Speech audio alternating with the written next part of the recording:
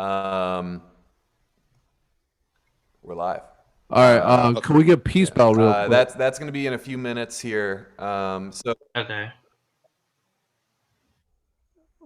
Hey everybody, can you hear me? We Yes. can. yep, sounds great. Thanks for being here. What about? So Canary Yellow. What's good? I'm here. Oh, Right. yo, I was gonna say that turtleneck, yo, fire. Turtleneck on who? Oh, I thought I thought it was a turtleneck because man, I was watching the video earlier. I'm high yellow, bro. That's why it looked like all one tone. hey, real quick, just in the interest of getting this out there before we roll, Masaki's going to send us live at 7:30. I know we're going to have people on here that have performed a million times on Zoom. We're going to have people who have not yet performed on Zoom or been to a poetry room event. If there's any kind of hiccup, if we can't hear you, if something drops or whatever, don't worry about it. Just come back. We will talk to you in the chat. We will figure this out. And I don't think anything's going to be an issue, but don't sweat it if anything weird happens. We're all just here to support each other, and audiences are very forgiving, it turns out, about live event production. So excited to have you all here. Please, if you're in the Zoom, that means we are streaming you to Facebook. So please make sure that when you are not speaking, your mics are muted. We can do that from our end, but it would help us if you watched yourself as well. And yeah, with that said, once we roll, Masaki's going to give us like a countdown. I'm going to do a very short introduction, and then I will throw to Masaki, who will throw to Jose, right? That work, Masaki? Do you want to go Jose then me, and then I'll go in? Yeah. You can throw it to Great. Jose. So, Jose, are you comfortable? Just, I'll do a quick intro. I'll throw it to you, Jose. You can talk about AOTA, what you're doing here tonight, and then hand it over. Masaki's going to be the first poet of the evening. So, if you're cool with that, give me a thumbs up. Okay, just to make sure one more time, when I'm when I'm doing my thing, I share screen but turn my camera off. I mean, how would I do it? Because I'm confused. So you are going to, as I understand it, you're going to share your screen and share your audio. I think James would be happy to steer you in the right direction if you want to follow up with James on the chat. So we have that going on in the background. Okay. That's cool with you?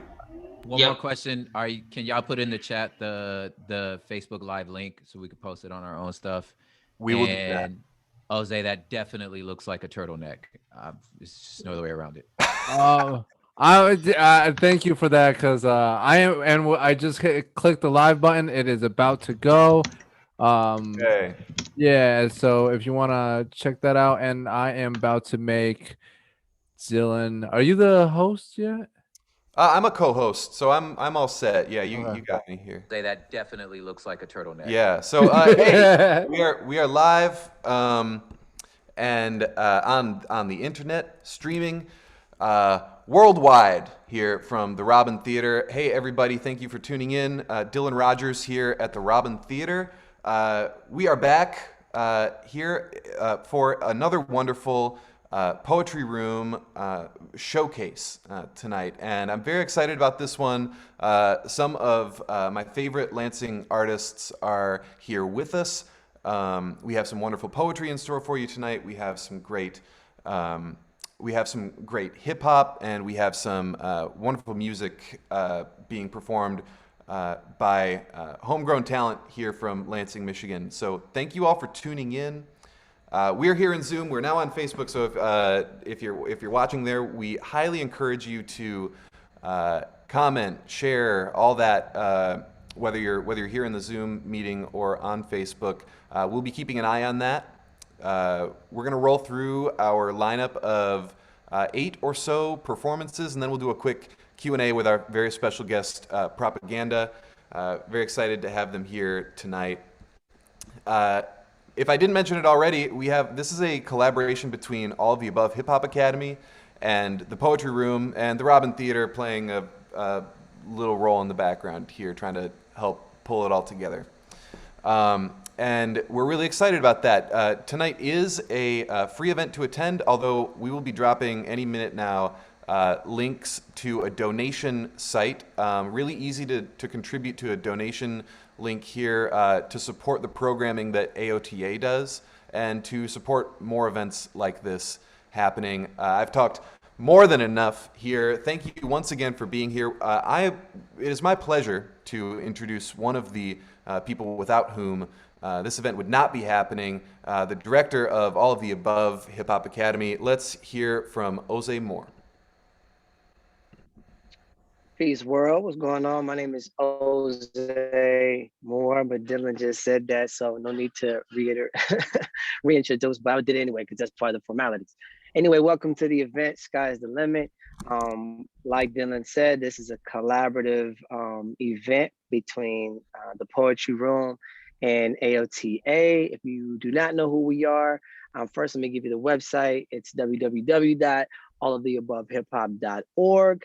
But in brief, essentially, we are a youth mentoring program in the Lansing community that mentors youth through hip hop culture, with a focus on youth artists and creative and community development. We do that through programming, kind of a spectrum of programming, all kind of centered around hip hop culture, but partnering with local artists and practitioners to kind of bridge the gap between youth and elders, providing perspective, but in very much in a platform in which, you know, the learning is reciprocated, you know. So we're learning from youth as we're teaching and exposing them to some context of where the history of hip hop, you know, where the culture comes from, and their hippiness to where it's going, and we kind of fill in the blanks there. But we've been doing this work in the community for about 10 years, been a nonprofit for 3. And tonight you're going to hear from some of our instructors, James Gardin, Heat. Also, you're going to hear from one of our students, the lost Atsuki. And this is a room full of crazy talent. It's pretty stacked. Got the homie from homie from LA, Propaganda. We go way back, way back to like the turn of the century on the real, for real. And so this is beautiful. And yeah, excited to be here, excited to showcase what we do. I could talk about it, but there's a whole other thing to show it. So welcome to the event, y'all. And without further ado, let me introduce you to the man who put this all together, really the brainchild behind the Poetry Room, and AOTA creative crew member. Y'all make some noise, clap your hands, tap on your desk, you know, on and off switch your whatever device here. How do we applaud online? I don't know, but make some noise for Masaki Takahashi. Really the brainchild behind. Yeah. I appreciate that. I want to just say real quick, if you are responsible enough to unmute your microphones and give us some reaction, that would be dope. This is I know that we are. Yeah, there we go. Right, we can make some noise. Turn. And then There you go. I assumed everybody know when you're dealing with me, there is no parameters. So if you have children and you don't want them to hear the real, you have 5 seconds to get them out before I go off. All right.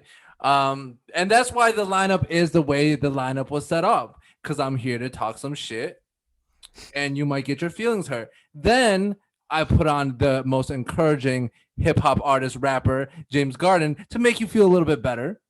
Right? That's how the lineup was going. Yeah. And then I have Claretha, Peace Bell, that's going to go after, who might hurt your feelings if she wants to as well. So that is the type of event we're going to have, because I believe when you have an event and when you make art, you have to be honest and you have to be truthful at the cost. And if you are a true artist, not everybody's going to love you. Not everybody should like you. Some people should be pissed. And that's just how I think about it. And with all the shit that has been going on, I felt as though my culture and my race and the people that I love so much has been shitted on for the last year. And I've been talking about this coronavirus, this anti-Asian fucking shit that's going on.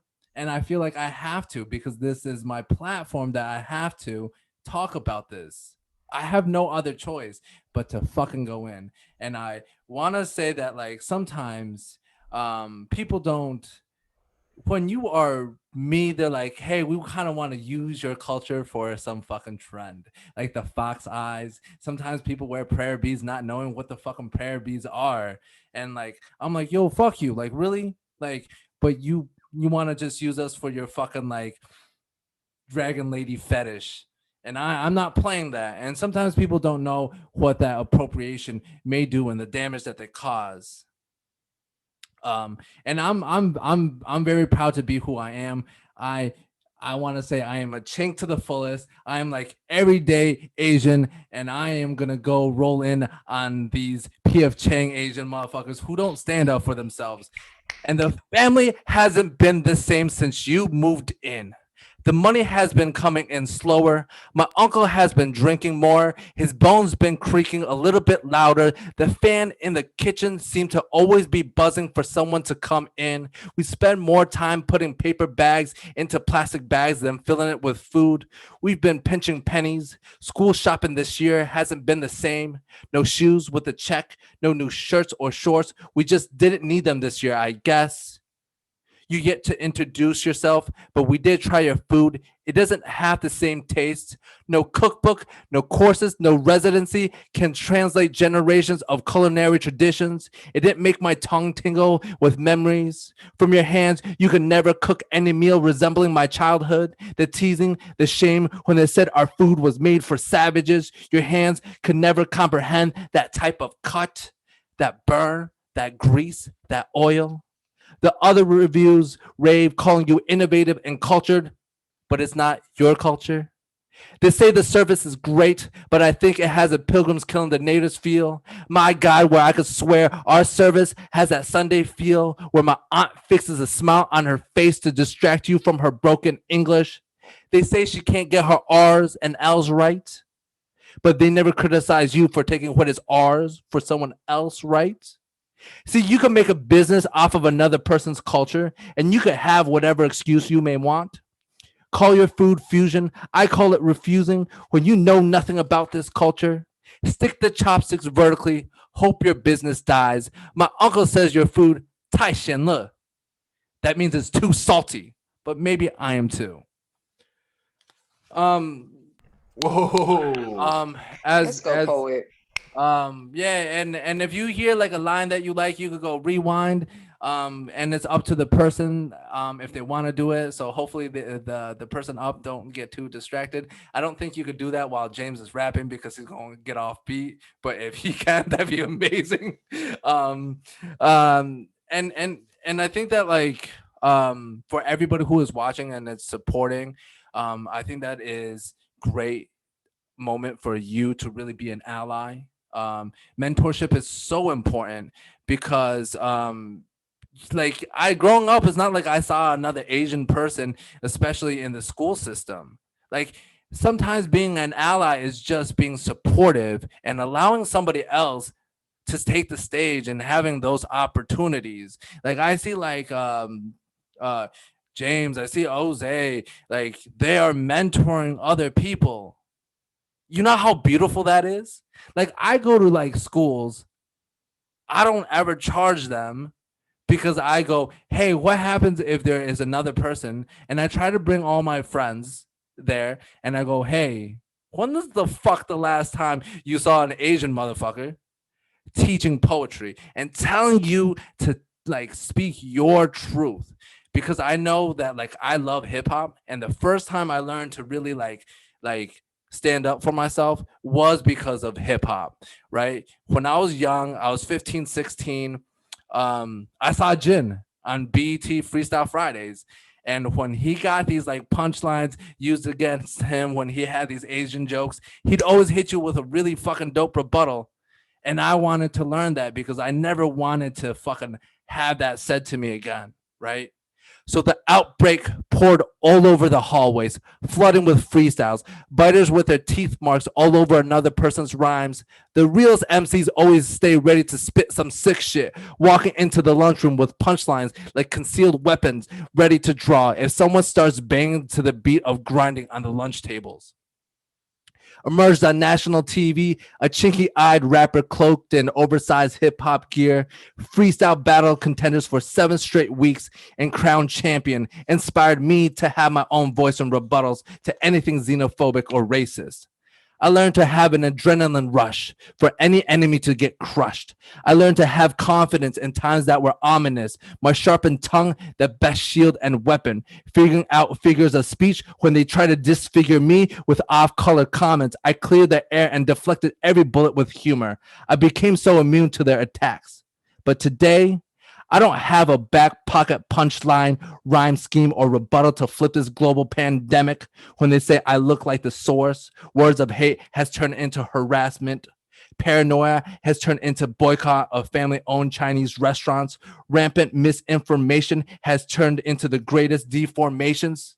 I don't feel comfortable in public coughing without someone trying to put a nail in it. That's nothing to sneeze at. No hand washing or sanitizer will clean you of your phobias. So let me take my mask off. Every breath I have ever taken. Rewind. Can I get a rewind? No hand washing or sanitizer will clean you of your phobias. So let me take my mask off. Every breath I have ever taken had to be perfect. I've never been scared of any virus except this strain made from stress. The fear, the tactics deployed to break me down, their reasons, their insecurities, calling me unclean, stripping me of my manhood to sterilize me until they need my culture for another trend, until their dragon lady fetish kicks back in, until they need something from Amazon or Walmart. I've been doing this beyond 7 weeks. I have championed for my dignity. I lived this before, time and time again. I have never turned down a battle, not because I didn't want to. It's because I'm always coming back to this lunchroom, attacked, needing to be ready for what may be said to whoever I need to say it to. Sick or not, when you look like me, they will always prefer you with your mouth covered. Whoa. Everybody. Yeah, boy, nail in the coffin, though. Nail in the coffin. Nail in the coffin. I appreciate everybody listening, and we're about to get into somebody I know is a local legend, has done so much for Lansing. I've watched him for a decade plus, and I have so much respect for him. Let's give it up for James Gardin. First off, let's make some noise for Masaki. Oh my gosh. Right. Come after that. I don't know what you like. Why you do that to me? Now I gotta hurt their feelings now. I can't encourage them. We gotta keep energy going. No, I'm kidding. What's up, everyone? My name is James Gardin. I am also a part of AOTA. I'm the program coordinator and one of the teaching artists. I'm excited to be here to perform for you all. I just released an album. It's called I Probably Wrote This While Crying. And sometimes you just don't like how things are going in life. And I think it's okay to express that. It's okay to acknowledge it. But then after that, you got to work towards like getting to where you want. But you can live in that moment. So live in that moment with me. I don't really like where I'm at. If you dance off beat, I won't judge you, I promise. Because I'm going to probably dance off beat, but it's okay. Look, I just want to be happy. I don't want to be sad. I need a little more money and to quit fumbling back. I need to stop feeling crummy, but my life is a drag. I just want to be sunny. I don't like where I'm at. I don't like where I'm at. I don't like where I'm at. I need something to shake. I don't like where I'm at. I don't like where I'm at. I don't like where I'm at. I don't know how much I can take. I don't like where I'm at. Every morning I wake up, look in the mirror like FML. Why does my life look like a bad skit from SNL? Everyone's like, try harder, give a little bit of effort. Well, what do you think I've been doing? Like, what the hell? Every day I try to see the light, but I can't see it. Bad days get repeated. I feel like y'all are cheating. When the sky get gray, then my mind gon' play and lie all day. Till I push all my fight away. Then I try to save face like I'm okay. Don't you believe in Jesus? Yeah. Get a little Jesus, please. Homie, I'm broke as hell. I can't afford a Jesus piece. Delete these fees and get waived and my debt decrease. I just wanna feel complete, but I hibernate till I feel defeat. Yeah. Then I get sad as hell. Yeah. Go and try to call my friends, but I feel like a burden. Damn, my spirit's spent. I can't even pretend. I need something to bend. Make this depression end. Yeah, yeah. I just wanna be happy. I don't wanna be sad. I need a little more money and a good fumbling bag. I need to stop feeling crummy, but my life is a drag. I just wanna be sunny. I don't like where I'm at. Hey, I don't like where I'm at. I don't like where I'm at. I need something to shake. I don't like where I'm at. I don't like where I'm at. I don't like where I'm at. I don't know how much I can take. I don't like where I'm at. Like sometimes if it doesn't go good, you get it because I don't really like where I'm just at. Say that to yourself. You can look in the mirror and be like, you know what? I don't really like where I'm at. And it's okay. You can fix it later, but because I don't really like where I'm at. You can live in that moment when you want to live in that moment. It's good. So yeah, I got one more record for y'all. And I think self-love, especially as a Black or brown person, self-love is probably one of the most radical things you can do in this corrupt country of the USA. So this song is a love song to myself, but I want you to sing it to you as well. And I hope it is the journey that you're going on. This record is called I Just Started Loving Me. Love, love, love, love, love. If you sing along, sing this to you. Don't sing it with me. Sing it to you. Love, love, love, love, love. It's love. I used to believe I wasn't perfect, that the life God gave me wasn't worth it. And the tools I had to work with had me set up to fail before my first step. Never spoke loud in crowds. I was conditioned to think it was rude to be loud and proud. Till I drowned in sounds and negative speech. Until I heard a small voice in me speak. It said, I got all the love you want, but you continue to sleep. I got all these shiny things and the emptiness they bring. When will this soul cycle in? Baby, what you want from me? I found love you can't believe. Now I finally feel free. Hey, I just started loving me. I just started loving me. I just started loving me. I used to feel so incomplete. I just started loving me. I just started loving me. I just started loving me. I love what's inside of me. Love, love, love, love. The world needs more. Oh, love, love, love, love. I feel we all need more. Yeah, love, love, love, love. Oh, love, love, love, love. Damn, it feels good to love the skin I'm in. Me and pure joy just became a synonym. Me and me, well, we just became friends again. I'm in a real good mood. Care less about a hate in my mood. Don't depend on them. My flaws just make me one of a kind. Then a voice came talking and it hit my line and said, everything will be just fine. Cause I got all the love you want, but you continue to sleep. I got all these shiny things and the emptiness they bring. When will this soul cycle in? Baby, what you want from me? I found love you can't believe. Now I finally feel free. I just started loving me. I just started loving me. I just started loving me. I used to feel so incomplete. I just started loving me. I just started loving me. I just started loving me. I love what's inside of me. Love, love, love, love. Oh, love, love, love, love. Yeah, love, love, love, love. Oh, love, love, love, love. Thank you. My name is James Gardin. I love you to life, and there's nothing you can do about it. What? Man, I love that. I love that. Thank you, James. For you're dope. Loving yourself is dope. And everybody, that message is super important because I think that we need that, especially during this like quarantine. I don't know if y'all like it's been rough. So thank you for that. Damn, I just think about how much work you put in and I thank you for all of that. This next person, an amazing slam poet, a legend.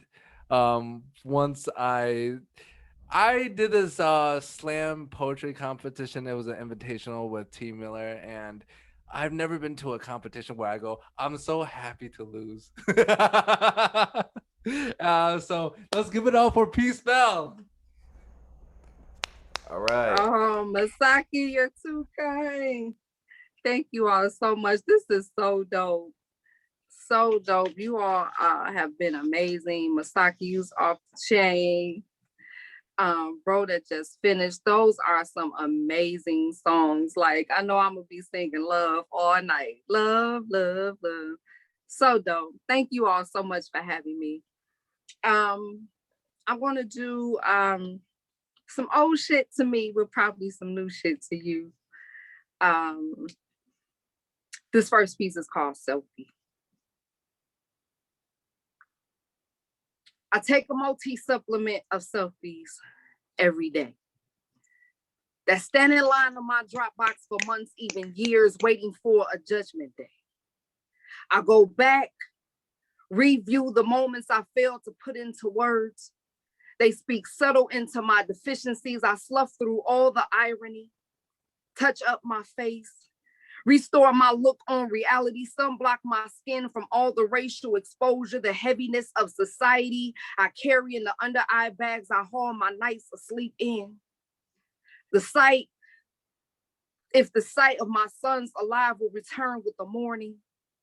The wrinkles that come with the time ain't never enough filters for a country's violation, slowly simmering our flesh. The shape of white America to come on our face has an unfavorable tone. 45 solutions can't even out, can't conceal a system that has never worked for our skin. Hoping the application of old problems with new faces keep us from snapping a picture perfect world covering our injury. Camouflage the issues of our skin type being wanted, then hunted. If the two are different looks or the same pose face down, we've been taking for years, never enough lighting on our dissatisfied mouths. No effects to whiten our humanity enough for their cameras, so we literally ride or die with film on our bodies, the only shot we've got to protect our backs from a sensitivity to gunpowder. A police breakout we can't seem to wash our hands of. They tell us drinking more water improves the condition of the skin. The water proves to be dirty, too. People dying to find better skin treatment. Wonder why we layered so rough in the condition of a riot waiting to be a sandstorm, a picture of what happens when the heat of injustice blows in our face for too long, and social heat causes systemic dehydration, loss of consciousness. Flaky skin sends a reflex to one's brain to drink. Drinking in the image of ourselves has become our survival. Best our hands stay out of other people's mouths while we self-consume the most important meal of the day, that slice of time so honest that it becomes more nourishing than reality. Feeding random smiles to the sunlight does somebody some good in a world that loves an altered image and in a snap deletes the original. People. Oh my God. Everybody's dead now. Yo, I told you. Oh my gosh. So good. Thank you. The water and the skin. Thank you. Thank you all so much. I don't do that piece often. But it's necessary. I think it's one of them. It's one of them rights that you feel is necessary. It was definitely necessary at the time it was written, and definitely necessary now. This next piece is called "Here Before." We've been down here before. Always known how to shake mud off our pupils, pitchfork our suffocating skin, let a little God in this darkness. Figured out a way to use our ears to breathe underground without inhaling each other's stench. Listening for fresh air. We know the smell of perdition in promised land when we hear it. We've all walked dead at some point to get here, and 6 feet down ain't never been no threat. Ain't never been no challenge for us. Down is home. Up is the rock between two hard places we can't seem to reach, but with time on our reproductive side, we could conjure up a generation that's numb to the pain of stretching limbs, bones, skin, through concrete, through hard times, past brick walls, steel bars, metal chains. We ain't never known not getting through something. Never known giving up. When all else has failed, stopped, shut down, closed in, closed up on us, nature will break open our mouths, create a volcano of vibration in our lungs till we erupt that call out to our maker. God ain't never been but a gasp away. We done forgot how many times we had to call a meeting in the back room, on our knees, pull a savior from our throats after digging our graves with our teeth. Jedi mind tricking ourselves into failure, afraid to die whole, committing binge suicide when loving ourselves wasn't fulfilling enough. We know that feeling of broken when we taste the unpleasant, piecing ourselves back together. Ain't never been no lost art. Not down here. And the thrill of the night where it gets hotter in the dead of winter. Rains fire with the spring, a new presidents were red. It's the new black on concrete. Blood ain't never ran so scared. Ain't never sounded so much like guilt hitting an innocent man's chest. Hate hangs visible like veins outside skin. Unnatural, we know hurt when we see it. We know hell like the inside of our eyelids, pulled back, burning, a little heat and intense pressure ain't never killed us. Just made us solid, made us adjust our uncomfortable to see fit.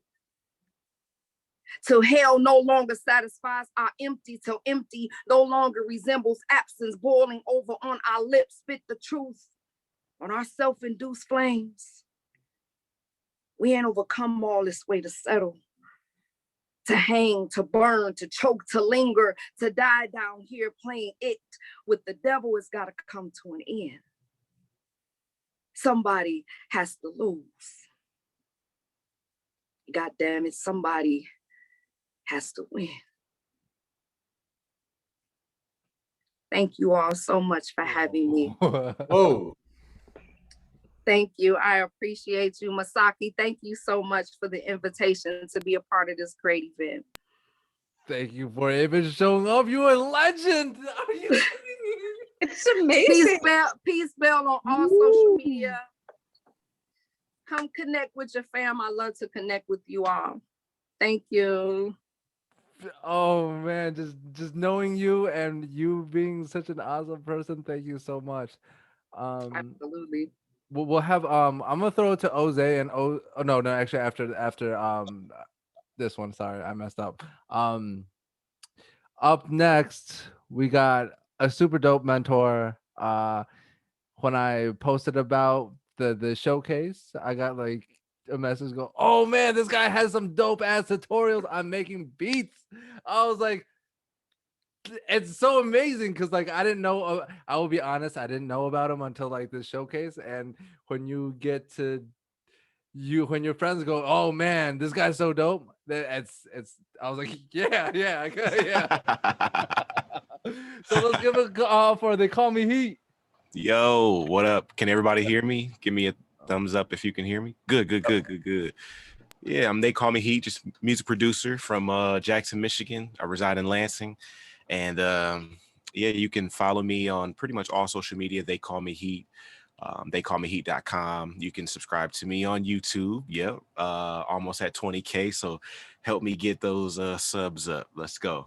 But I'm gonna play a beat, or pretty much like a beat set, just a few beats. Masaki wanted me to drop some joints for the people. So that's what I'm here to do. So let me get rocking for you, and let me know if there's any problem with the audio. Can you hear that?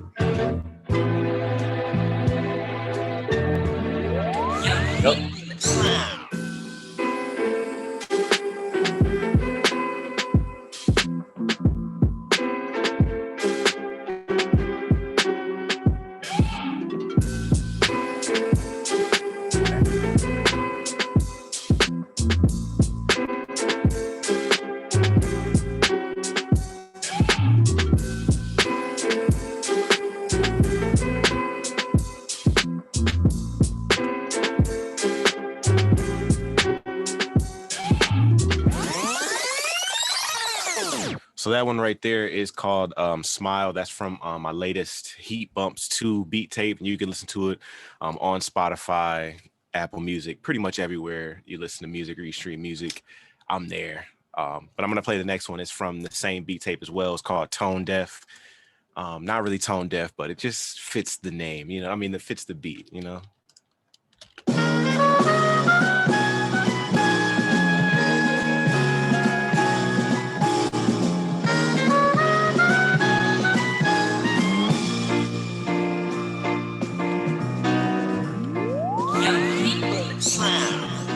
No, you're not. No one's McLovin. McLovin's never existed because that's a made-up, dumb fairy tale name, you.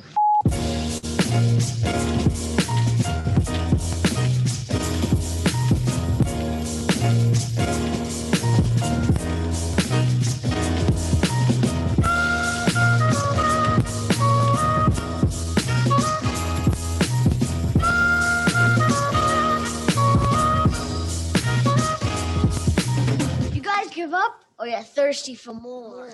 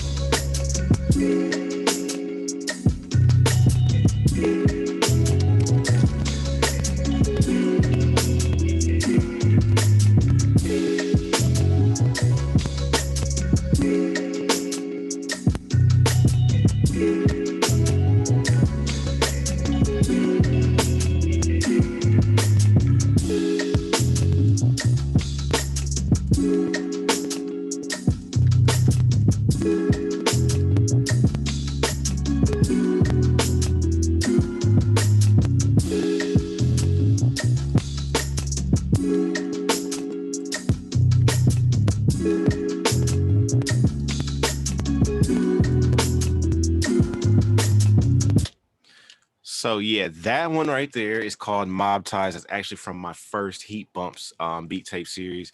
And that's like the fourth one on there. That's on Spotify as well. I'm going to play one last joint for you guys. Hopefully you guys are feeling these beats. Again, you can check them out. TheyCallMeHeat.com or Spotify, all of that. I'm there as well. I got one more for you.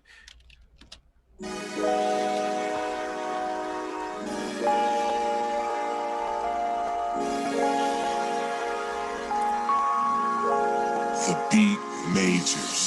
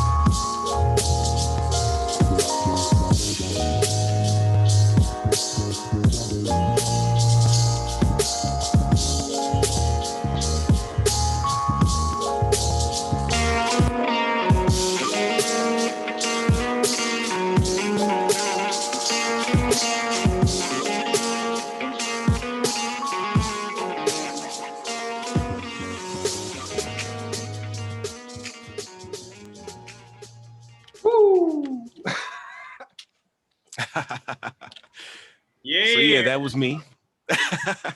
They call me Heat. Like I said, TheyCallMeHeat.com, YouTube, They Call Me Heat, Instagram, Twitter, all of that. I'm pretty much everywhere. So yeah, appreciate you, Masaki. Man, thank you for being here. Most definitely. Oh, and I do represent for AOTA as well. Like I said earlier, I'm a mentor with AOTA as well. So shout out to the home team as well. Word. They call him Heat for a reason. I'm assuming this is my turn. This is where You I'm got at, Masaki. Yep. Got it. Yep. Bad. Yo, make some noise for my man DeMarnio Stanley. Heat. You got your government name right there in the corner of your picture, cuz. Just to let you know. But they do call him Heat though, and you know why now. So if you wasn't hip before, you hip now. Look, so yeah, everybody, yo, Bell, ridiculous. You got me over here like I think everybody who loves words is just like, ooh, ready to put the pen to the pad and get busy over here. James, you always deliver, brother, always inspiring. Now make some noise for everybody who's already been up this evening. Masaki, you burnt that junk down to the ground right out the gate. Appreciate it, man. So the work we do here, like, it's not like we came up and we had, if you were fortunate, you had somebody like kind of take you under their wing or express interest in what you did. I had older homies who looked out for me and asked me about my grades and maybe gave me my first show and taught me how to sharpen my pen game and maybe even some tricks in the industry and some perspective on the industry. But they brought value to the table, and we talk about what's the difference between an OG and an old head in the room. And it's just a matter of relevance. You know what I'm saying? The OG puts the young homie up on information on how to navigate the spaces they're in. You know what I'm saying? Survival in a lot of cases, right? As we work with youth, our approach is to not like pander them or to act like they're not bringing anything significant to the table or to the conversation, but to say, what are you working with? How can I be of service? I'm coming from a different perspective. I've been around a little bit longer, but instead of holding that over your head, how do I make myself valuable to you and what you're trying to do? So this next young brother has been in our program for about, came around in the summer, right? But came with like, some of the folks who have been in his life, some other mentors, other folks who knew him kind of came to say like this kid got a lot of talent, and I'm excited for him to work with y'all. And as you can see, with folks like Heat in the room, folks like James in the room, we're able to pass along some of these tools pretty organically and ask questions and be there for them. You know what I mean? So that's what this is about. That's what we do. Nobody was there to teach us hip hop. It's not something you're taught. It's something you are exposed to, you experience, you end up living and being a part of, So in what we do, it is mentoring, but it's reciprocated. You know what I'm saying? We're learning as much from these guys as we're giving to them. And that's what's beautiful. So I'm going to stop talking. And I really want y'all to give a warm welcome to this young brother. This is his debut. I think he's been making beats for the last 2 years, been getting busy on Instagram, putting out heat and really, really, showing improvement. And we're really proud of this young brother. Y'all make some noise, show some love for the lost Atsuki. What's up? Like he said, I've been producing for 2 years. My name is Lost Atsuki. I am a student in AOTA. Shout out Heat, shout out James, shout out Jose. So yeah, here is my beat tape. Or like, yeah. Let's see.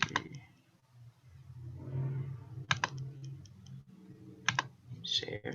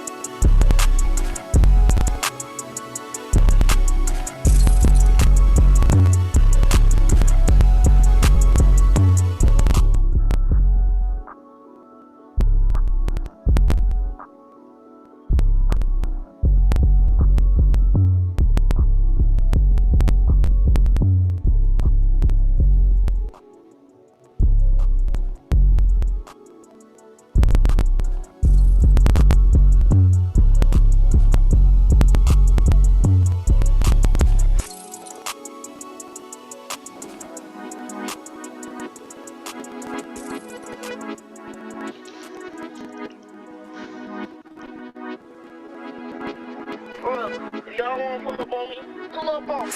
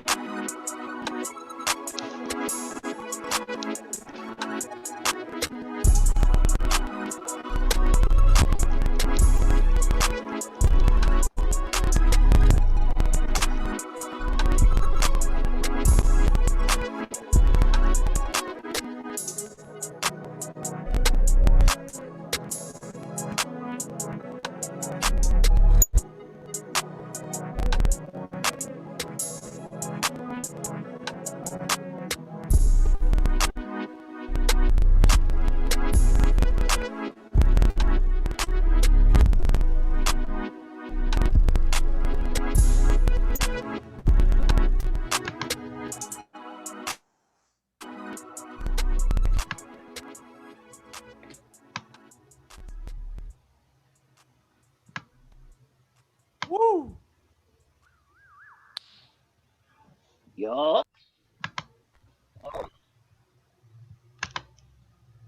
Yo. All right. All right, thank you. No problem. Thank you for having me. Great work. Thank you for being here. Bang. Thank you for having me. Hey, will you tell us, Yashua, if you could tell us about kind of like the mentor process and how you've been affected? Because I know growing up, I didn't really have that mentorship, and you seem much more well behaved than I was at your age, or even now, to be honest with you. So, I got in contact with AOTA from obviously James, but I kind of got in contact with James through someone else that is kind of has their own like nonprofit organization.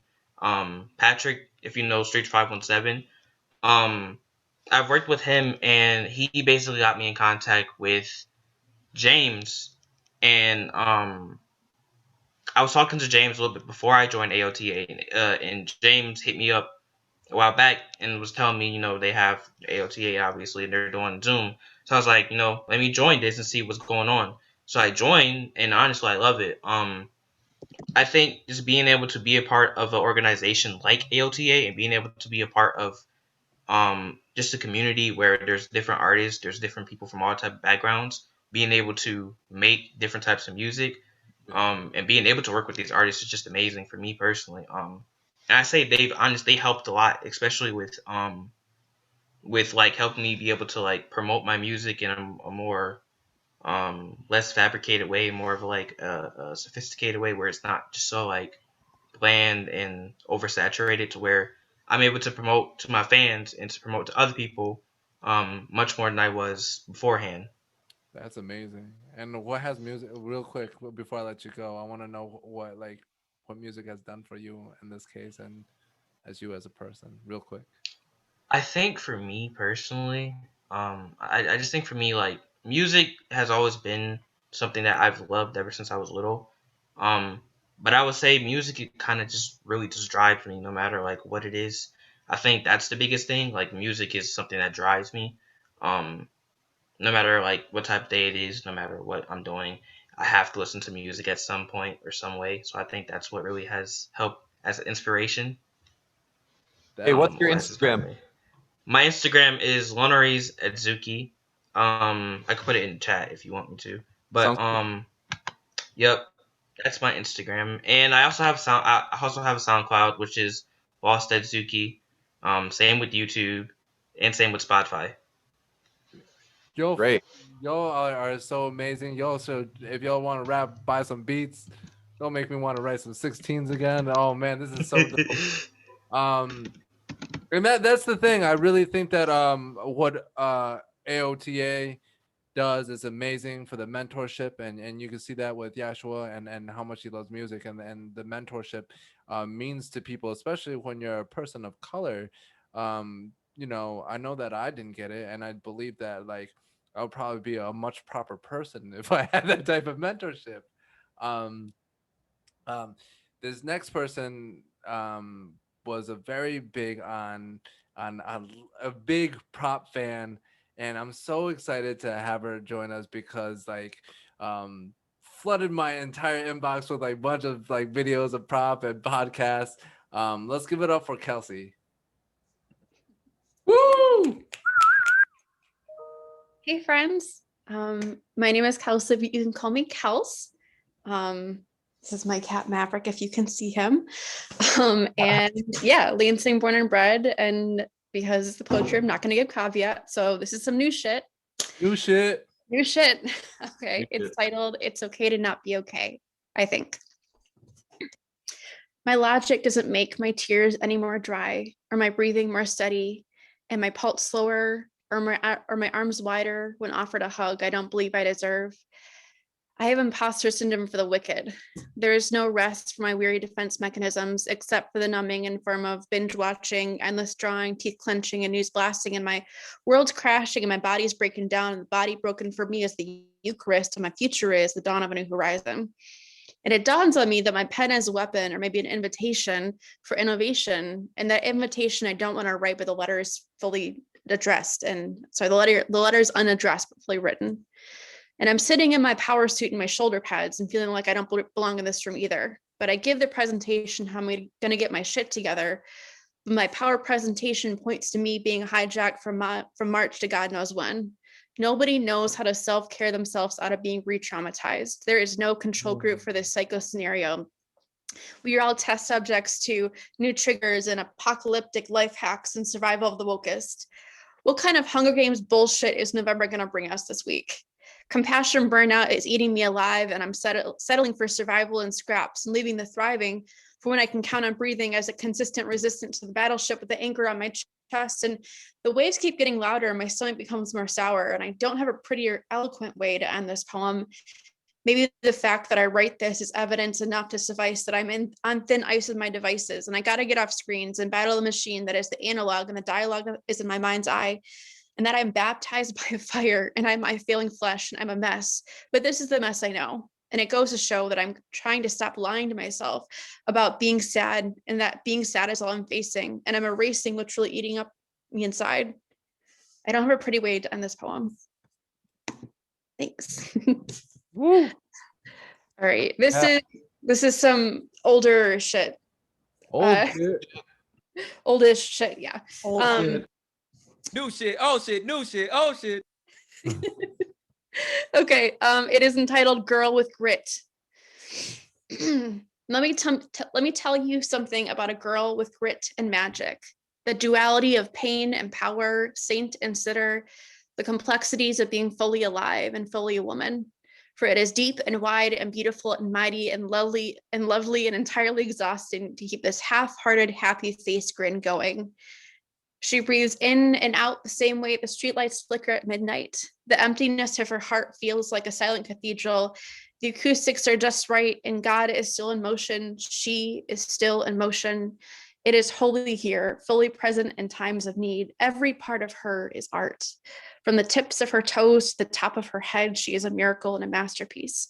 The way she is woven, the pattern of her freckles, all come together in their unique and beautiful constellations. I wonder what stories her neurons would tell if they could talk. Would they whisper a long-held truth or boast about a time when she thought she was stronger than even she thought she was? Will they remind us that she adapted and remained all at once? If I could point out one of my favorite things about your beauty is how you are ever changing. From sunrise to sunset and shadows to raindrops, ever changing, but always remembering there is value in the roots in the beginning. After all, they were roots before branches, a song with a melody before a song, and a moment before us a memory. And in this moment, I feel the sun on my skin and the wind in my hair, and I remind myself that the divine feminine is inside of me, here, now. I breathe in what could be my last breath, trusting in the prayer that is breathing. I choose to see the light in me, and I pause and hold space for the wonderful moment that I suddenly realize that I am worthy of all the adoration I give to others. I am a cathedral. I am light, love, and happiness. There's no pursuit, only what is. She's been inside me this whole time. There's no turning back to who I never was. This one is for the history books. This one is for the history books, folks. A day where I woke up and walked out. Falling in love with yourself is a daily, hourly, minute by minute lesson. But I'm a willing student bowing in the pews of the divine. I'm not God, but she is in me. I radically accept that I'm capable of singing to the choir. The hallelujahs are more radiant and real than ever before. The amens are more holy. The self-hate filled a need long gone. My inner critic and frankly reasonable voice said this is going to be difficult. And I reply, I have to try. If you want to follow me on Instagram, it is instagram.com/KB_instead. And I'm more active on the dumpster fire that is Facebook. But my Facebook URL is just facebook.com/KB instead without the underscore. Thank you so much for having me on this. It makes my heart so happy. Yeah, Kelsey.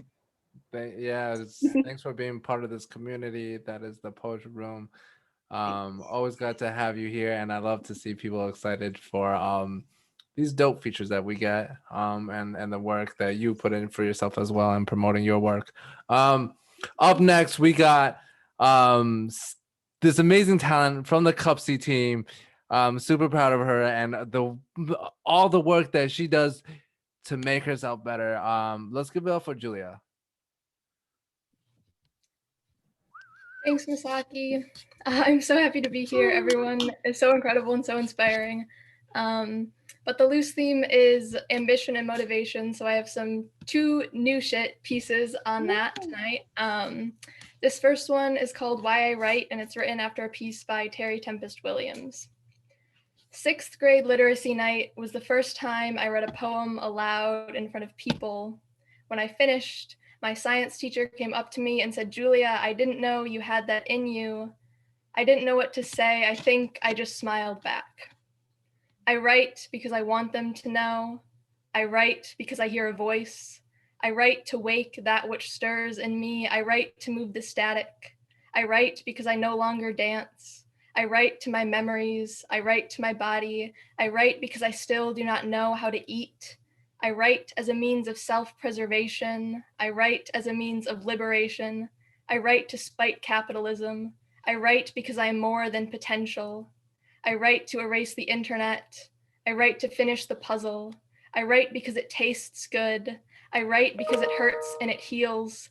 I write because the earth is too beautiful and the world is too intoxicated. I write to preserve. I write with the hope that the plants will listen. I write the way a forest fire burns in order to regenerate. I write to drift, to tread, to swim through the lake of agony and emerge joyous or, at the very least, oxygenated. I write because I love metaphor. I write because it does not explain anything. I write to prove there is no answer, and I write to pose the question. I write because I am in love. I write because I am transient. I write to unpack and move in. I write to undress. I write to look in the mirror. I write to mourn for the lives I could not live and celebrate the ones I could. I write because I do not know what else to do. I write because I have too many other things to do. I write because it is holy and I don't believe in God. I write because it is revolutionary. I write because I have it in me. And then this next piece is called Precipice. A moon looks down on a multitude of eyes gaping upwards, hands clenching stems, praying with the only flowers left. The rest lie drying on the seafloor, simultaneously drowning and scorched. I don't have to wonder what that feels like. My ambition turned to ash in the last forest fire. I tried building a nest in it, discovered my remains are not the place for sweet dreams. I used to be able to see a bright future when I went to sleep. The fighter in me faded the last time I read a climate op-ed. The words that used to be my scripture turned me into a sculpture frozen in nihilistic ice. Not even my strongest optimism could brave the fires, face the rising seas, and stitch the ice caps back together. I read in a book, there's as much guilt in the air as carbon, and I think we are all suffocating on grave acceptance of a damaged world. But yesterday, I got to go outside, experience a warm day in winter. I took off my hat in reverence to the sun, let her warm my forehead with a lover's kiss, and in that moment, I promised I'd hold on to hope. as we try to patch up the atmosphere like a loved pair of jeans. I said, I forgive myself my transgressions in believing there is nothing left worth saving. I forgive my pessimistic prophecies, seeing only a burning world, a flooded world, a worthless world, the uninhabitable earth, instead of the sun rising over a resilient earth, a revived earth, the doing her best as we do our best earth. The future is not sunshine or rainbows, but if we take the moment to appreciate when it is, the fight of waking up every day feels just a little bit easier. Thank you so much. Wow. Yo. Y'all make some noise for Julia, y'all. Wow. Yo, incredible talent in the room this evening. This is insane. This is insane, man. I don't know how y'all feel, but this is like as life-giving as it's gonna get. Like this is everything. So appreciate it. Make some noise for everybody who just that last round has been up this whole time and showing and proving why they deserve to be here, man. Much love. So I have the honor of introducing this next artist. There's few people in my adult life that I've known for over 20 years who are still there.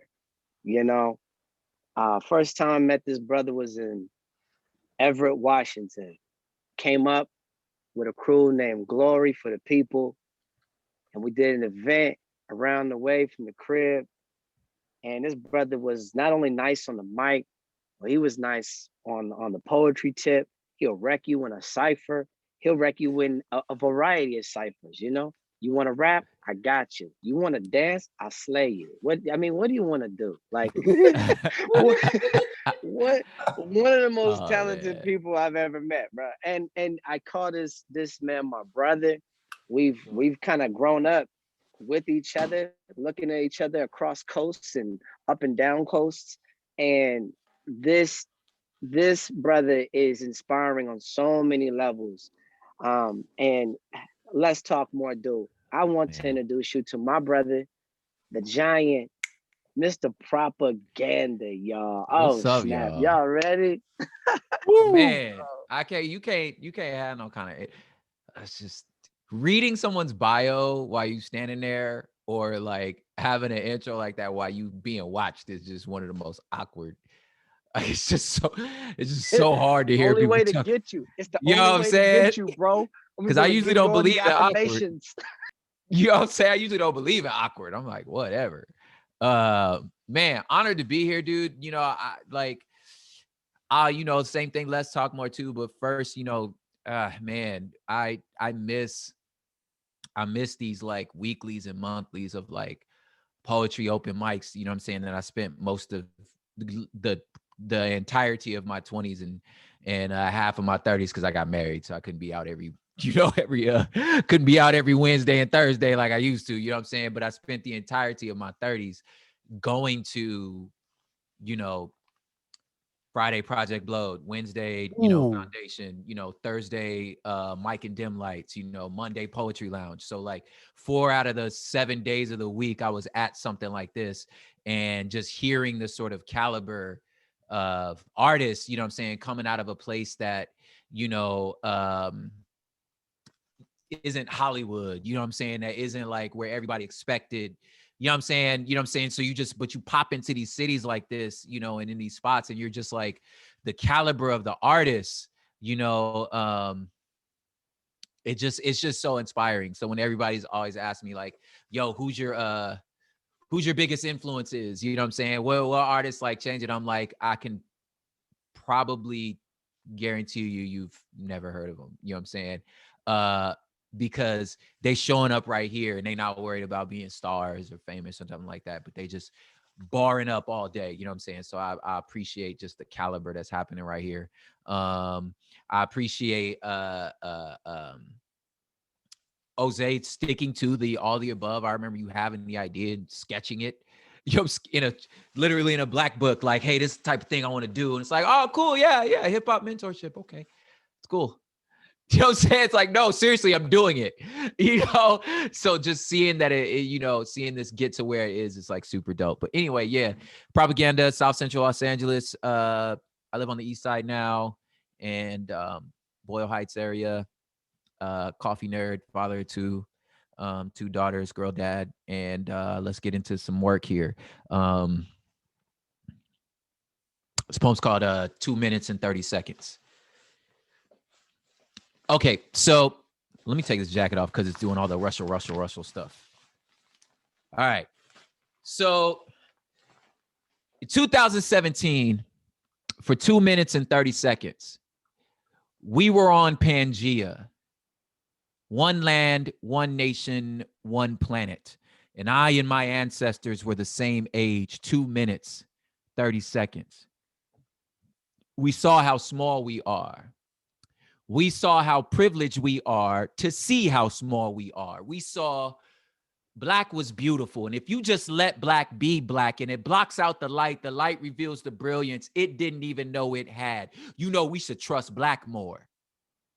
And mixed metaphors could speak volumes. You know, the planet knew we needed it.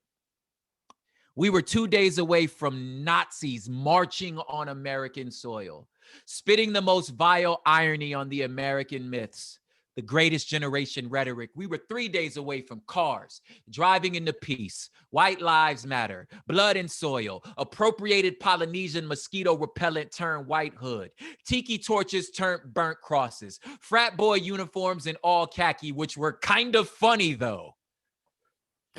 2 days ago, we were one planet, 2 minutes, 30 seconds, our perspective, it was orbital.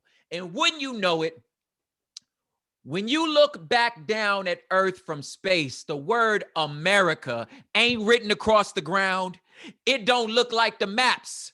Streaked across the globe, streamed revolution televised, Bend, Oregon highways turned into one-ways to support the traffic. Kim Jong was singing Bob Marley. See, Vlad, he French kissed Trump. Ta-Nehisi and Cornell squashed their beef. Biggie and Tupac did a song together. Stormy Daniels and the Prophet Daniel drank Thunderbird. Weinstein thought twice about unzipping.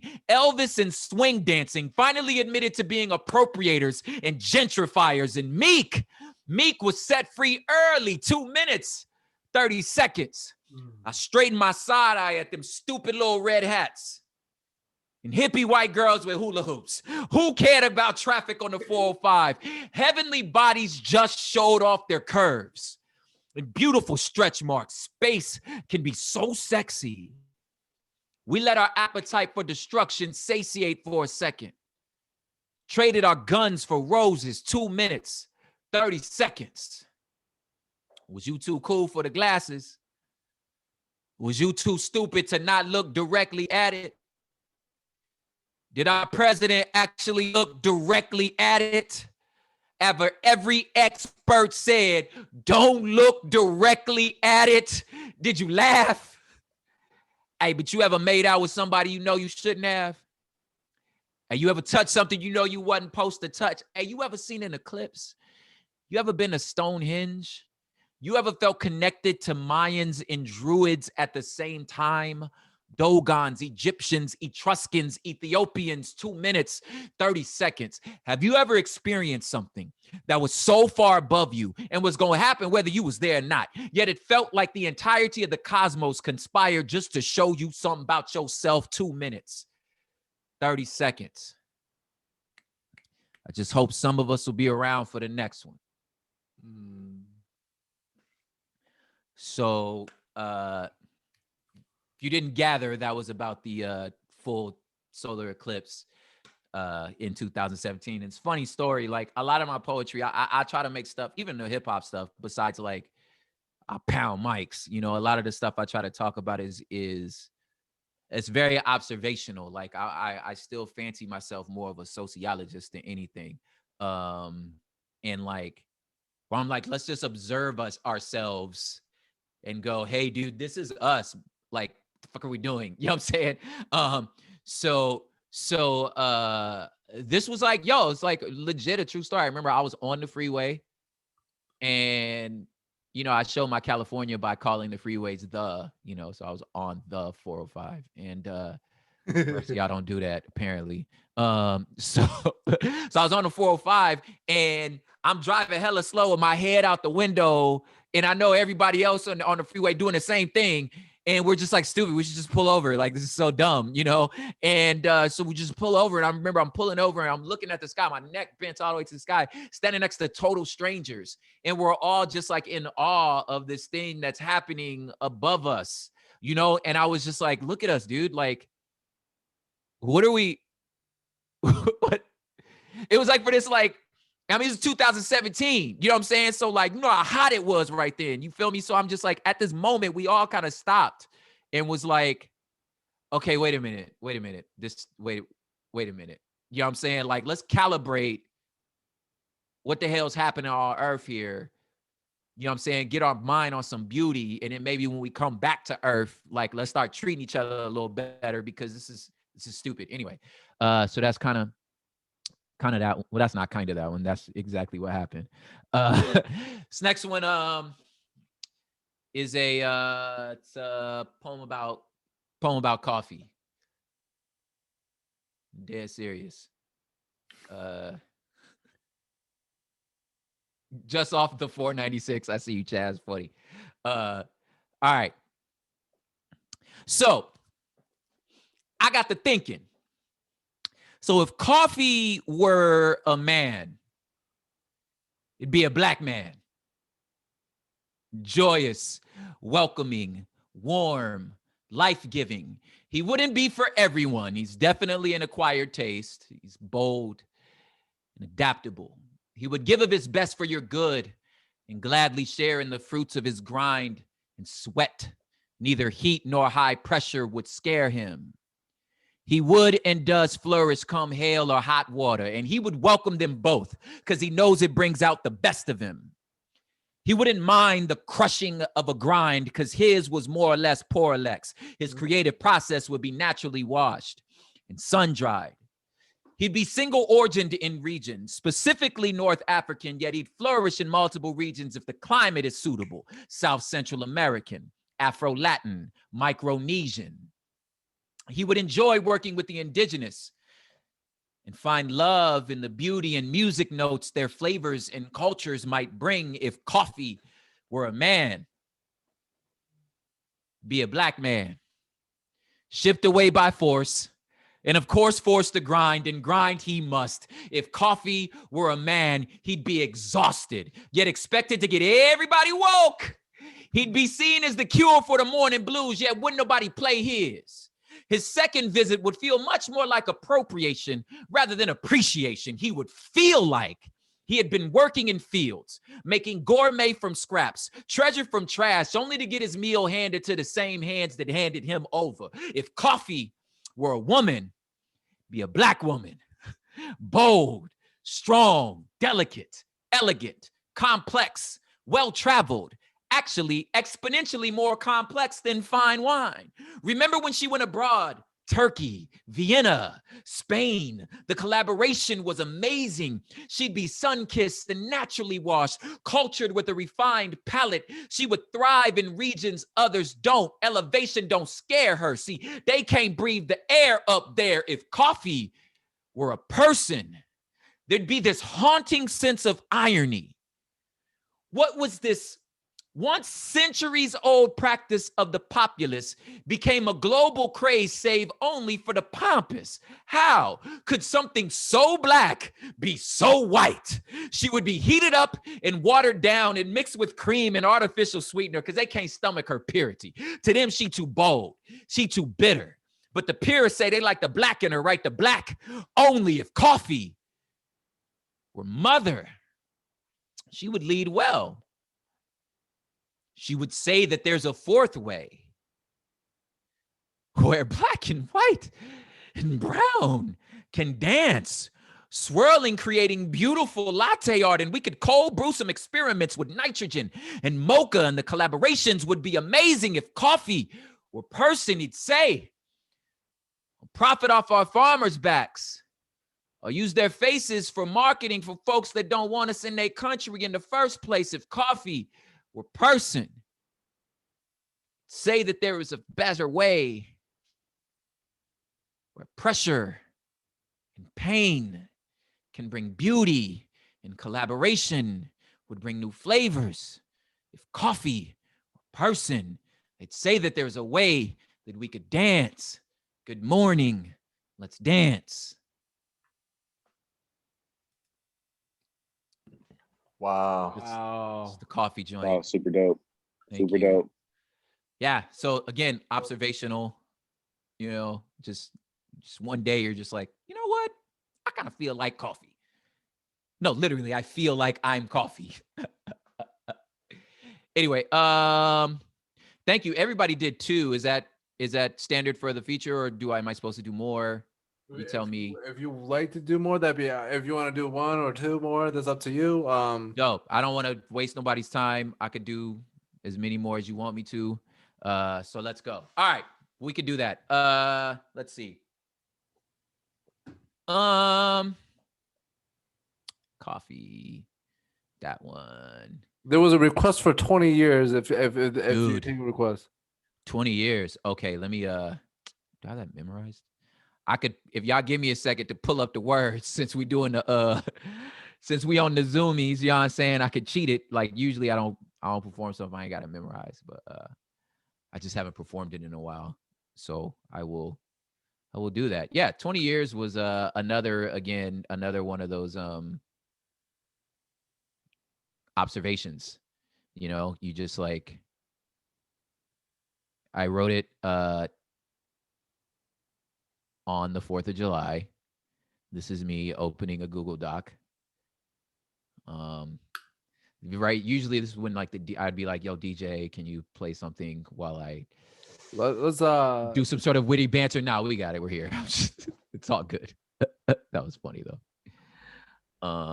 We're here. 20 years, right? Terraform.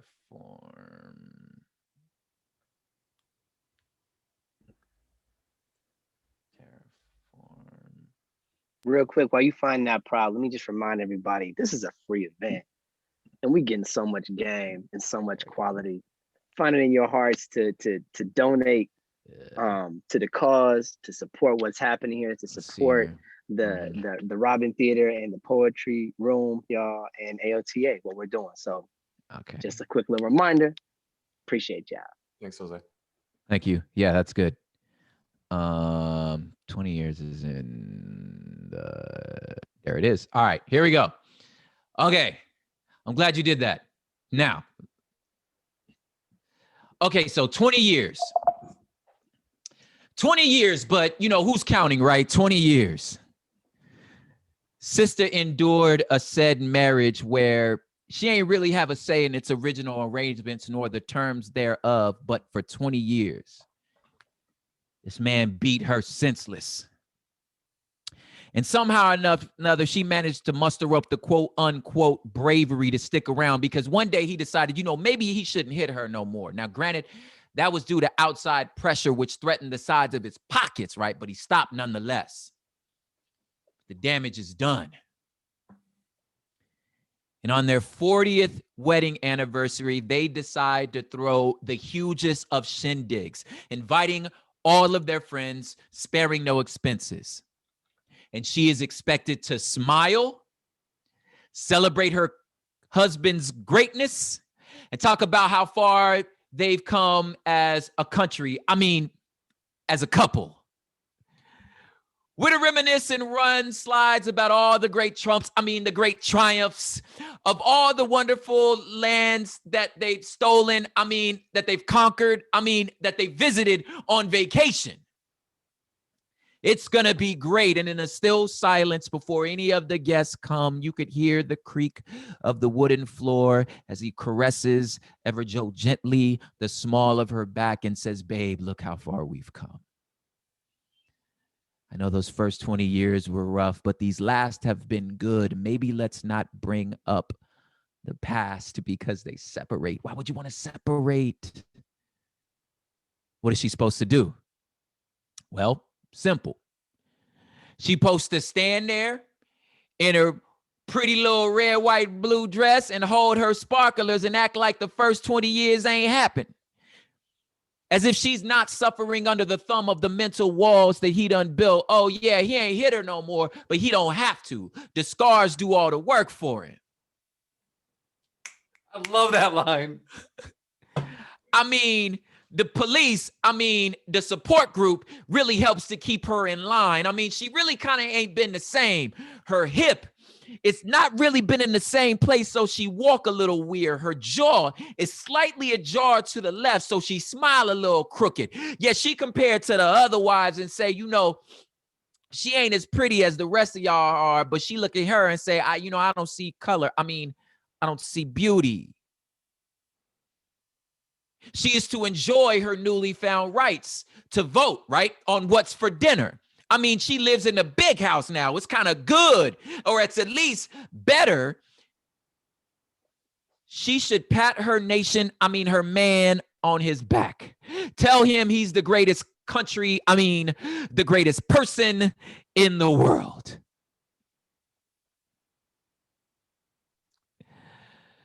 And some would ask, if things were so bad, why didn't she just leave? As a matter of fact, why do we only have to worry about her pain? Don't other wives get hit too? Do not all wives matter? Why is her suffering so more important? You know, girls hit girls all the time. We call that wife on wife crime. And furthermore, if it was so true, why was she not prosecuted? Maybe why did not her friends step in? Maybe she's making all this up. And in the most magical plot twist, she is moved from victim to villain. He owes her. Right? Does not forgiveness require restitution? Does not the cross he says he cling to say justice comes before reconciliation? How can we be resolved if you don't think you're wrong? Is it too late to say you sorry? Not justice. But you know what? Never mind. Happy 4th of July. Enjoy your ribs. Okay. There we go. Just enjoy your ribs. Man, yeah, I wrote that on the 4th of July. That was pretty fun. Okay, so thank you for that. I got one more and we'll slide out here that I definitely have memorized. This poem's called It's Complicated. And thank you. I have a ton of work on the streams in the onlines and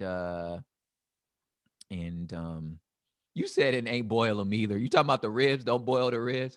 Can I tell you? Okay, I'm not gonna waste y'all's time, but let me tell you about the first time I spent the night at a white friend's house. So I grew up in a predominantly Latino and Filipino. My stepmother's Filipino, so I've been around like brown folks for a long time. And the first time I spent it, his boy's name was Todd Franson. Adored him. Spent the night over his house, and his mom asked if we wanted hot dogs for lunch. And I was like, yeah, sure. And then she got out a pot of water. And I was like, what is she doing? And she proceeded to boil the hot dog. And I just remember going, I was taught better. You can't make a face when you at somebody else's house. You're not allowed to make a face. You gotta eat whatever they give you. I mean, am I lying? Like, that's the honor code. You respect this elder. You respect these people. They feed you. They let you stay in their house. You, yes, sir, no, sir. If they put it on your plate, you got to eat it. Right. But I just remember being befuddled. Like, is she boiling that? Is this cooked? What's happening right now? Anyway, that was random memory of cross-cultural experience that always stuck with me. I was like, why y'all boil that? And why y'all washcloths? What am I supposed to wash my body with? Anyway, so it's sorry. Y'all don't exfoliate? What's wrong with your skin, man? Anyway, all right. Stop picking on you. Oh, okay, here we go. Oh man, I love you guys. All right, here we go. So we are often our own demise, and I am becoming procrastination. Like you are so often so wrong about you and you don't even know it. Self-identified as particle board, paper mache, duct taped, and you are wrong and right and confused. It's complicated. But you know, so is a star, a flower, a quasar, a friendship, a marriage. May we be refuge for the complicated. And as for me, I have zipped up my emotions into this dusty duffel bag that I've aptly named poetry. And I'll be on my merry way soon as my pride turns me loose and unmangle the last morsel of manhood I can produce, ma'am. I seem to have misplaced my confidence. Last place I seen it was at the altar of your love, and it's complicated. And I am becoming complicated. And we may scratch ourselves raw to try to erase the image we were made in. Smoke, snort, sex, or drown out the silence. We may waste our life savings on makeovers to try to rhinoplast our daddy's nose away, but no nip, no tuck could cut away the sense of obligation. We are becoming what we're not, and what we are is inescapable. You are a masterpiece, and you're fighting to be a silly selfie with a hideous filter. You are heaven's handmade calligraphy, slumming it among papyrus fonts. You're the complete and perfect works of a perfect and eternal poet laureate with a laundry list of identity issues. And sometimes they'll tell you that your plumbing don't match your urges. But your femininity forced a force field that protected our posterity. Your masculinity mustered up moxie to conquer mountains for our families. You are the rightful heirs to not just a kingdom, but a universe. You got your mama's eyes. Stop being so traitorous. You are revelation revealed, pyramid constructors, conductors. You are conduits of lightning, yet you speak and you breathe. It's arsenic carcinogenics, and it causes car sickness. But these scars are our witness. To love hard is hard living, but that's life. That's who we are. It's messy and uncomfortable and complicated, but you know, so is a star. Parenting. In childbirth, hello. In middle school, in love, us, and us. Oh, shit. There it is. Thank you for your time, y'all.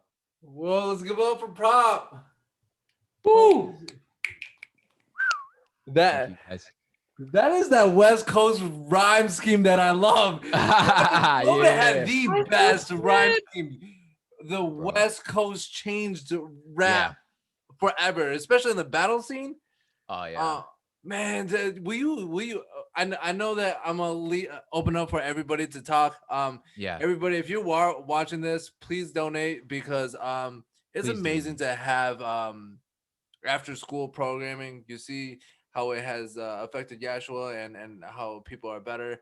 And I think like the environment that people grow up in, we can really do what better for our community. But like, I would love to know about a little bit about Project Blowed because like AC Alone, No Can Do, Dumbfounded, some of my favorite rappers came out of there. Yeah, bro. It was like you named people like No Can and like Dumbfounded. So we were more like second or third generation, you know.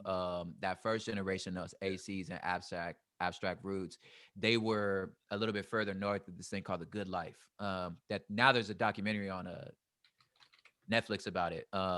That scene essentially after The Good Life kind of like folded, Ab and AC moved a little bit further south to Leimert Park area in Crenshaw, and they opened up this thing called Project Blow. So I sort of showed up over there, you know, once I was old enough to like drive and stuff like that. So like, but yeah, it was like, that wasn't the only place, you know, in town. There was other spots called Elements, another one's called Foundation, but Project Blowed obviously was like, this is where you came to battle, you know, because the caliber was a very, very particular caliber. You had to freestyle.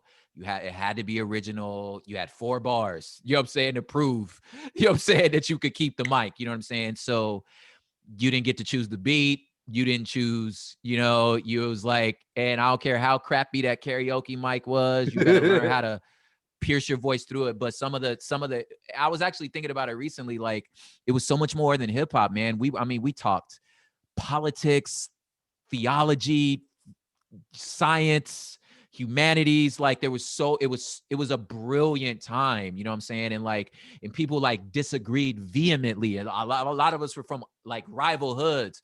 When you got to Project Blow, everybody put it down, you know what I'm saying? And you walked away friends. Like I remember like getting into it with like some of the like Gods and Earths, kind of like the 5%er dudes, you know, they can get pretty aggressive on you know what I'm saying? What's up with you and that white God? You know what I'm saying? So like they kind of get on you, you know what I'm saying? But we walked away like friends, like, and are friends to this day. So like, I really wouldn't trade that season, man, for anything, you know what I'm saying? But yeah, you know, No Can came from there. Like, you know, you don't realize who's standing outside sometimes in those ciphers. Kendrick, you know what I'm saying? Like Absol, like all these dudes at some point, we were all just standing outside at 2 a.m, you know? So yeah, it was a great season, man. Dylan usually typically does this. If you want to jump on this, my friend Jess says, love the work with you and Robert Evans behind the policy. Yeah, dude.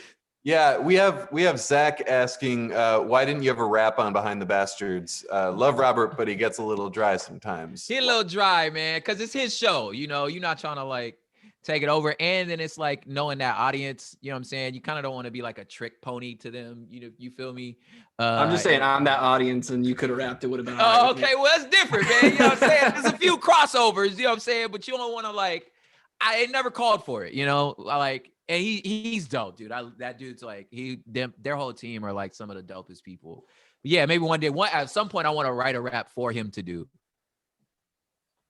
Love that. Hey, yeah. Prop, we've got a couple questions coming in. Let's go.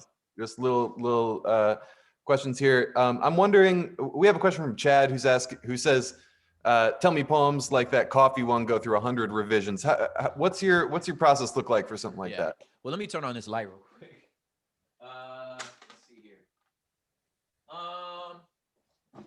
Poems like the coffee thing, does it go through 100 revisions? It goes through. This was actually a little more difficult because usually the revisions are at open mics. Like I'll go work them out. I'll sign up at a venue. You know, you do some, see how the responses go, and then you kind of go back and write more. This was a little more difficult, you know, because there were no open mics. You know what I'm saying? So, yeah, you record yourself. Like for me, a lot of like if the poetry usually starts as like a turn of phrase, you know, if coffee were a man, that was the turn of phrase. And then I'm like, dude, it's in there. I know it's in there. I know the poem's in there. You just got to like work on it until it gets. And usually I would do that in an open mic setting, but it was kind of a little more difficult here. But yeah, a bunch of revisions. Cool. Chad, hope that answers your questions. Nobody shits out perfect. No. Yeah. Now raps like 16 bars, like I could do that. Like, yes, I can do that one draft, you know, because it's just rapidy raps, you know, it's the 10,000 hours are fine. But if I'm going to write a song or do like a poem, then like, nah, that takes a little bit more. Hey, Zach is also chiming in to ask, what mic are you running right now, or what? Oh, this is just a cheesy SM58. It's nothing to it. You know what I'm saying? Just a standard good mic. My recording mic is I don't know what that thing is, but it's the one for like the albums and stuff, or like it's a much nicer mic. I just don't know what it's called. And for anybody tuning in wondering about who might be doing some streaming, I know we have a lot of artists and performers here. Are you running that through any particular preamp or anything like that? Or just... Yeah.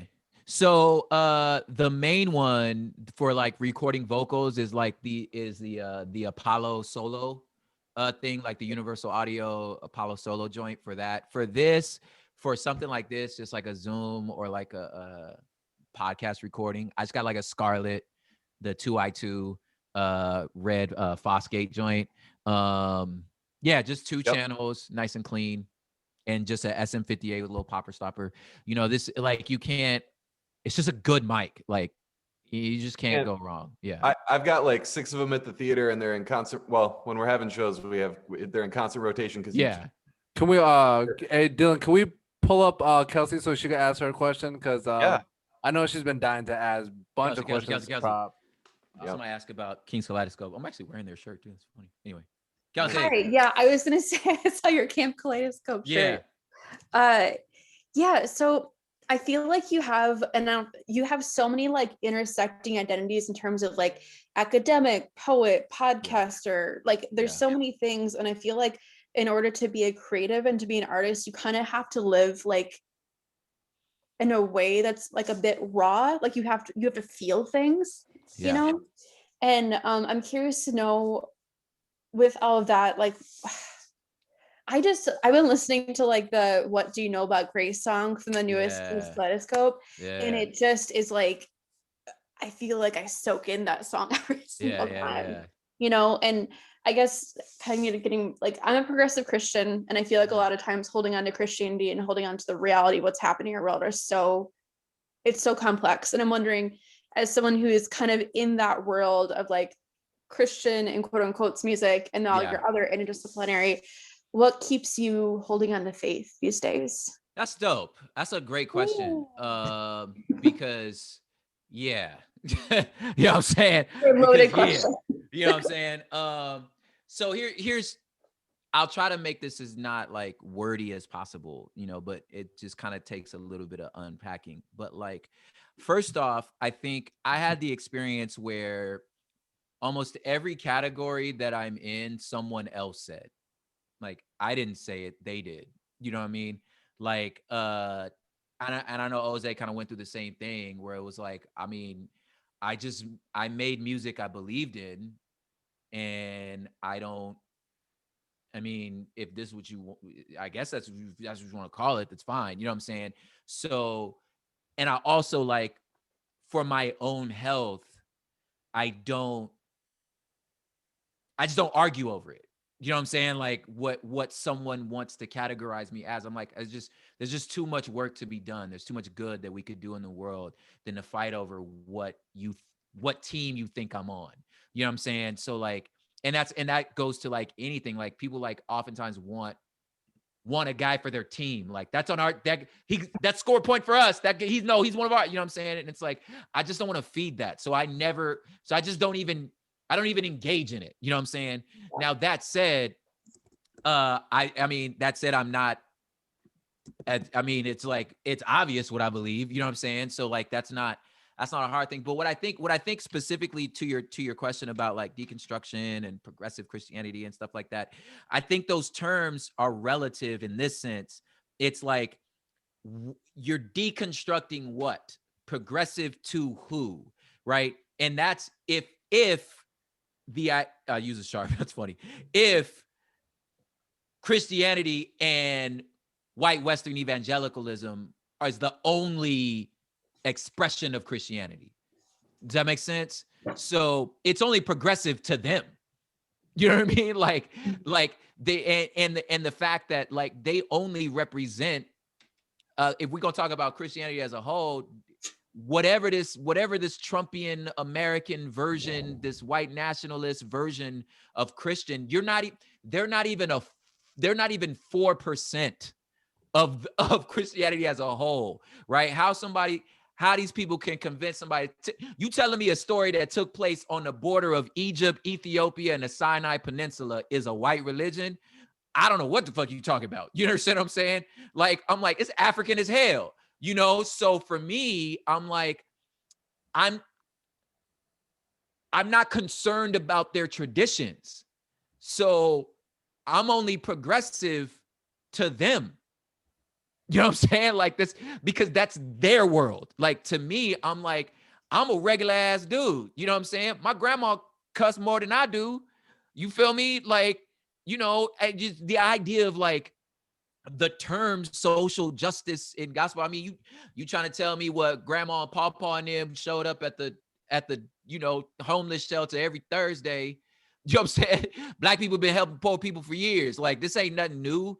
You know what I'm saying? So like, so I think that like the way that I think about it is like, I am not going to concede the idea that this particular wing of the faith is the standard bearers and the arbiters of what is orthodox and not orthodox. So if I don't accept the premise, then I don't need to put a modifier that only, you know what I'm saying? Like, for example, you know, why the hell is Asia the Far East?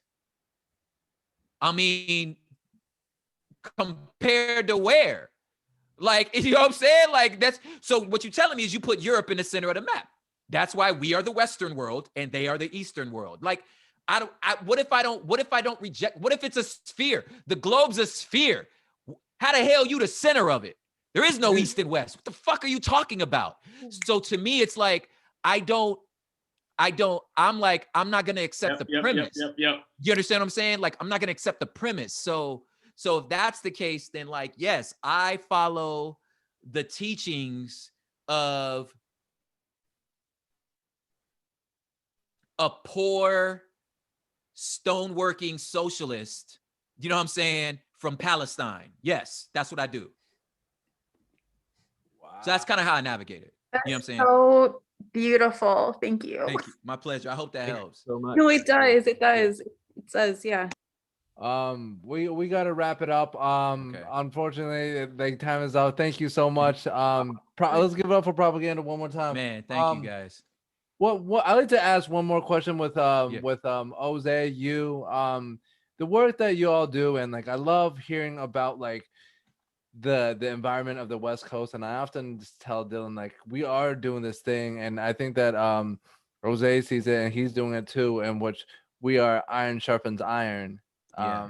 Like you talk about Project Blowed.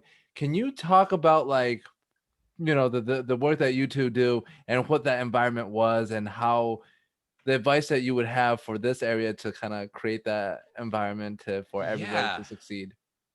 What I think, let Jose answer because he's there, so like he'd probably have a better answer. But if you giving the context of what you're saying about what we did in California was one, the mentorship, that like you understand that you're part of a bigger narrative and you're putting on for the coast.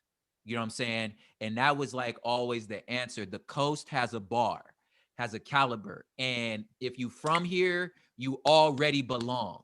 Like, and that was one thing that I think a lot of people miss. Like I didn't have to try out to be a LA artist. I already am. So I'm already accepted. I'm already a part of the scene. So I don't have to feel like I have to earn my way in. But since you're in, this is what we expect of you. You know what I'm saying? Right. So we expect bars, homie. We expect professionalism. We expect you put on for the coast. Everywhere you go, you Cali. Everywhere you go, it's LA. No matter what. You understand what I'm saying? So if that's the case, and when LA come in, you the dopest MC in the room. That's the attitude. No matter where you go, you the dopest MC in the room. Why? Because Project Blowed. You know what I'm saying? So that's and it's like, again, so when somebody come to the stage from the coast, I already love you. You're already one of us. You don't have to, like, I can't stress this enough. Like, my daughter didn't try out to be a part of my family. You know what I'm saying? But she's in the family. So since she's in, these are my expectations of you. You feel me? So that's what happened with the scene out here. There's a bar to be met. There's a caliber that we expect from you. And you already in, you just got to come with it. Come next week. Come next week. Oh, you wasn't there? Come next week. Oh, you got served last night? Cool. Come next week. You know what I'm saying? Oh, you killed it today. That's dope. Come next week. We'll see if you kill it again. You know what I'm saying? So it's just come next week. Come next week. Everybody gets served. Everybody takes an L. Like let me tell you something. Everyone takes an L. You know what I'm saying? You take L's. Everyone takes L's. You know, so you just got to make sure that, like, but it's all good. Come back next week. Come back next week. Come back next week, you know? Word. Yeah. Nah, I think that's good, Prop. No, really, it's, you know, when you boil it all down to it, it's community, right? Like, yeah. I think what, you know, you see what happened, Project Bow, you see what happened, you know, at The Good Life. And it really is proximity. If you're a part of something like, now, obviously, a lot of people in Lansing, like there's a lot of great talent that was kind of nurtured and fostered here, but folks, they get what they got and then they move, because really this has not been a place that like just fosters, it doesn't foster like a creative industry. So if you have what it takes, and that's why there's so many talented people kind of that emerge out of these factory towns or these blue collar working towns, because you understand there'd be like times where you're in the house for a good 6 months of the year, cold. What else can you do but to get into these books? What else can you do but to, inform yourself, write your rhymes, in the workshop, in the shed, practicing and sharpening your pen and sharpening your craft, but then by the time it warms up and everybody's already left to Chicago, New York, LA, Miami, wherever, you know what I'm saying? The folks who stick around here now are some of the older heads. And so it started at AOTA. It was like, look, how do we not expect people to stay, but how do we really provide a service to those who are here for one reason or another? How do we build community? How do movements like the Good Life and things that happen at Project Bloat, how do those things happen? It's because folks, the creative energy kind of all exists in one space and it's open to all. But when you come, like you said, there's a code. You understand the rules of engagement there. You understand that if you get booed, you come back and you show and prove and you love it first. You can't come back next week unless you love it first. So one of the things we practice and teach at AOTA is like, love the craft. Don't come at us talking about how you want to be a successful such and such and so-and-so. We have no plans on making you famous. We want you to love this, love it. And from that, you will elevate naturally. You will come back when you get booed. You will pick the pen up when you bomb or you take an L, or you know what I'm saying? You love it first because that sets you up to go where you need to go. And nobody's promising you anything, but you will get good community. You will get love. You'll get support. You'll get the truth. You'll get the Robin Theater, you'll get the poetry room, you'll get AOTA, you'll get spaces like this where you can come get inspired and take it about your business and figure out the rest of the pieces. But you have a place to come back and get fed. So that's what we're doing, and it's bomb to be a part of this. Like Masaki, bro, the vision for the poetry room. Like I said, the first time I ever showed up, I couldn't believe how much talent was in one room or with a bunch of people I ain't never seen in the scene. And it was so hip hop, yet it was not hip hop. You know what I mean? It was like, this is insane. So connecting the dots, bro, I appreciate your work.